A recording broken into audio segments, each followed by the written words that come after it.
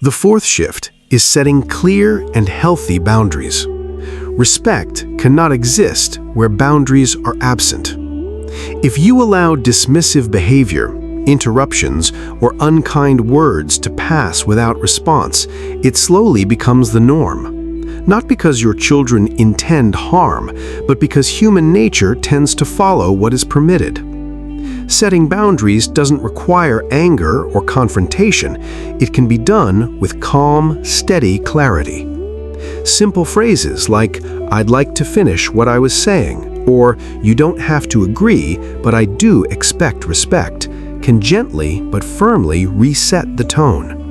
And most importantly, those boundaries must be upheld consistently. The fifth shift is learning to give with awareness, not obligation. Many parents continue to give time, energy, even financial support long after it is appreciated. They give out of habit, out of love, or out of fear of losing connection. But when giving becomes expected rather than valued, it no longer builds appreciation, it builds entitlement. Sometimes the most loving thing you can do is step back, to give less but with intention, to allow others to recognize the value of what you offer rather than assuming it will always be there. And finally, the sixth shift is perhaps the most transformative of all. Build a life that does not revolve around your children. This doesn't mean loving them any less. It means remembering that your life is still your own. When your days are filled with purpose, whether it's a hobby, a social circle, volunteering, learning something new, you naturally become more vibrant, more interesting, more alive. And people are drawn to that energy. When your children see that you are not waiting for their attention, but instead living fully on your own terms, something changes. They begin to see you not just as a parent, but as a person they respect. As we reflect on these ideas, one thing becomes clear. Respect is not something you can demand. It's something you cultivate through the way you live, the way you speak, and the way you treat yourself. If your children have begun to treat you with less care than you deserve, it does not mean you have lost your value. It simply means it may be time to shift your approach. Start small. Speak up when it matters. Protect your peace. Invest in your own life again. Because when you stand firmly in your own worth, others will begin to recognize it too. And over time, respect often returns, not because it was forced, but because it was inspired. If this message resonated with you, take a moment to reflect on which of these shifts you might begin today. And if you feel it could help someone else, consider sharing it with them. For more gentle, thoughtful insights on life after 60, you're always welcome here. Subscribing to the channel is a simple way to stay connected, and it helps us continue creating content that supports and uplifts you. Thank you for spending this time together. I'll see you in the next video. There comes a quiet moment in life when something begins to shift. For years, perhaps decades, you were the one guiding, protecting, and providing. You made sacrifices without hesitation. You put your children first, often without a second thought. But then, slowly and almost without warning, the dynamic changes. They grow older, they build their own lives, and sometimes they begin to treat you differently.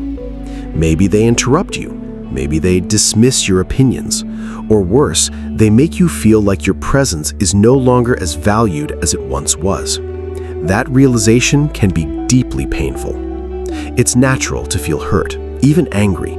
You may find yourself wanting to remind them of everything you've done, everything you've given. But here is a truth that isn't always easy to accept. Trying to force respect rarely works. In fact, it often pushes it further away. There is, however, a more powerful path forward. One that doesn't rely on arguments or control, but on quiet strength and self-respect. Today, let's explore 6 meaningful shifts that can help you restore the respect you deserve without conflict, without resentment, and without losing your dignity. The first shift is this: Stop chasing their approval. As parents, especially later in life, many fall into the habit of trying too hard to please their children, saying yes when they want to say no, rearranging their lives to fit their children's schedules, staying silent just to keep the peace. It often comes from love, but over time it sends the wrong message. When you constantly put your needs aside, you unintentionally teach others to do the same. Respect doesn't grow from self-sacrifice, it grows from self-respect. When you begin to honor your own time, your own voice, and your own limits, something subtle but powerful changes. People start to notice. The second shift is learning not to argue, but to lead by example. When faced with disrespect, the instinct is often to correct it immediately, to defend yourself, to explain, to insist on being heard. But true respect is not forced through words, it is felt through presence. When you remain calm, when you speak with clarity instead of emotion, when you carry yourself with quiet confidence, you show others how to treat you, not by demanding it, but by embodying it. The third shift may be one of the most difficult: letting go of emotional dependence. Loving your children deeply is natural. Wanting their attention and appreciation is human. But when your sense of worth begins to depend on how they treat you, the balance in the relationship shifts. People, even those closest to us, tend to respect those who are emotionally grounded within themselves. When you begin to focus on your own fulfillment, your interests, your friendships, your daily joy, you remove pressure from the relationship, and often that's when connection begins to return more naturally.